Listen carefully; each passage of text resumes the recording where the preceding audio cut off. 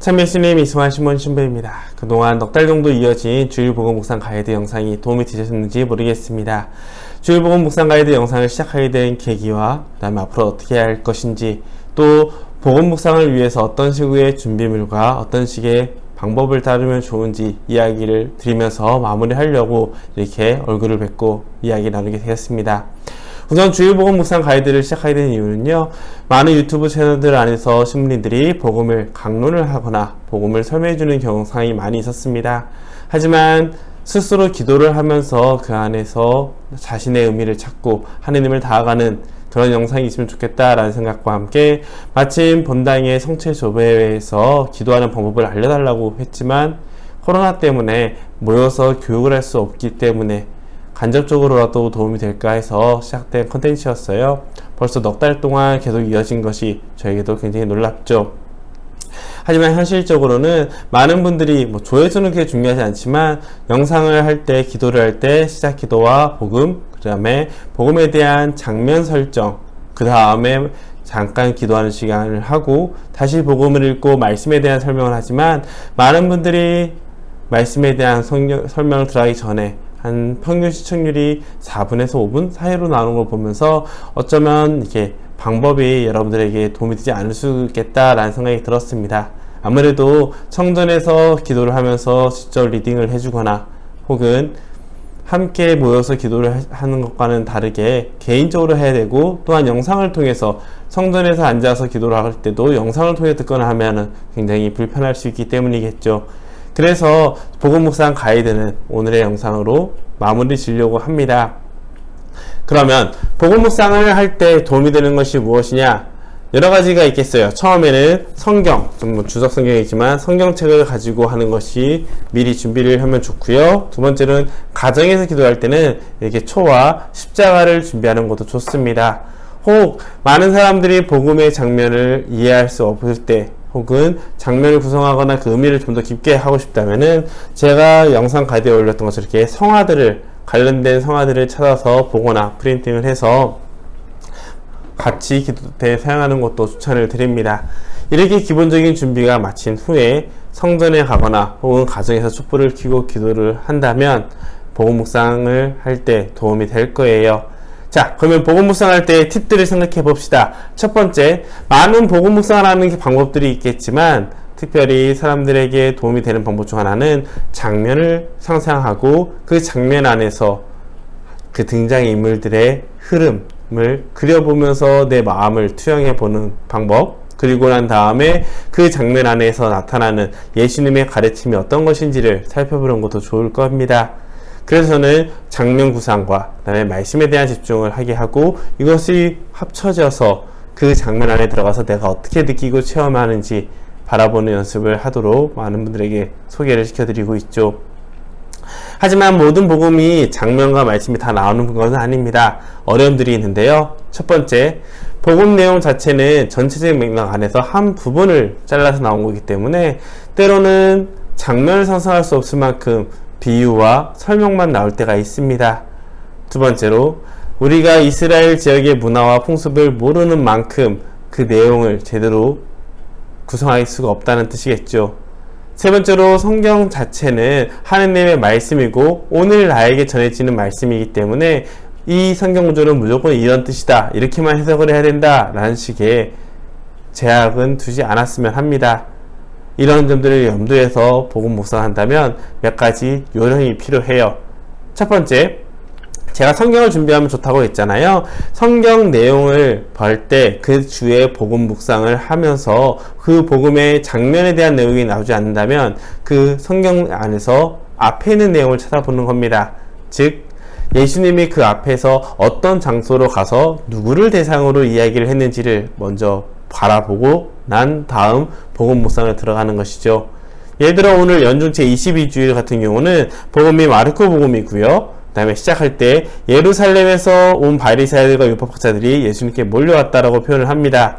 그러면서 자연스럽게 예수님이 어떤 상황에서 어떤 장소에서 했는지가 나타나지가 않아요. 단순히 바리새인들과 율법학자들과 예수님이 어디서 얘기를 했는지도 등장하지 않습니다.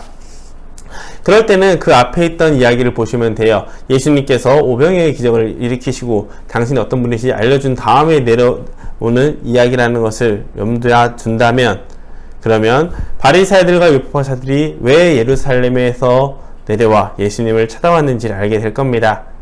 그리고 난 다음에 이 안에 있는 단어의 표현들, 몰려왔다 라는 식의 이 표현들을 보면서, 또 제자들이 더러운 손으로, 씻지 않은 손으로 음식을 먹는 것을 보았다 라는 걸 통해서, 바리새인과 율법학자들이 예수님과 제자들이 밥을 먹고 있을 때 왔구나. 그러면은 길거리에서도 먹을 수 있겠지만 집 안에서 먹었을 가능성이 훨씬 높겠죠. 그러면은 예수님과 제자들이 어떤 배치로 자리를 잡고 어떤 집에서 어떤 환경에서 자리를 잡았는지를 구상할 수 있을 거예요. 이런 식으로 그 앞에 성경 구절을 찾아봐서 장소적 특징과 대상적 특징, 그리고 어떤 사건 이후에 있었는지를 바라보면서 장면을 구성하면 도움이 될 겁니다. 두 번째로, 성경을 공부할 수 있어서 저는 그냥 성경책도 좋다고 말하지만 이런 주석 성경책을 가지고 있으면 좋다라고도 표현을 해요. 왜냐하면 성경에 대한 문화적인 배경들이나 그런 시대적인 배경 뜻, 그런 것들이 우리가 온전히 다 찾기 쉽지 않거든요. 하지만 주석 성경은 단편적으로라도 그 복음에 대한 주제 혹은 그 성경 구절마다의 특별한 점이 있으면 그에 대한 설명들이 나타나 있습니다. 그것을 연도하면서 복음을 보면 좋겠죠. 예를 들어 오늘 22주일 영상 같은 경우는, 복음 같은 경우는 율법학자들과 바리사이들이 예수님께 공격하는 내용이 조상들의 전통과 하느님의 뜻, 하느님의 계명과 사람의 전통이라는 개념에 서로 부딪히게 됩니다. 그러면 하느님의 계명이 전통이 아닙니까? 라고 할 수 있지만 그 전통과 계명을 성경 구절 안에서 어떤 의미를 가지고 있는지 먼저 보시고 난 다음에 복음 말씀을 본다면 보다 수월하게 그 당시 배경을 가지고 볼 수 있을 거예요.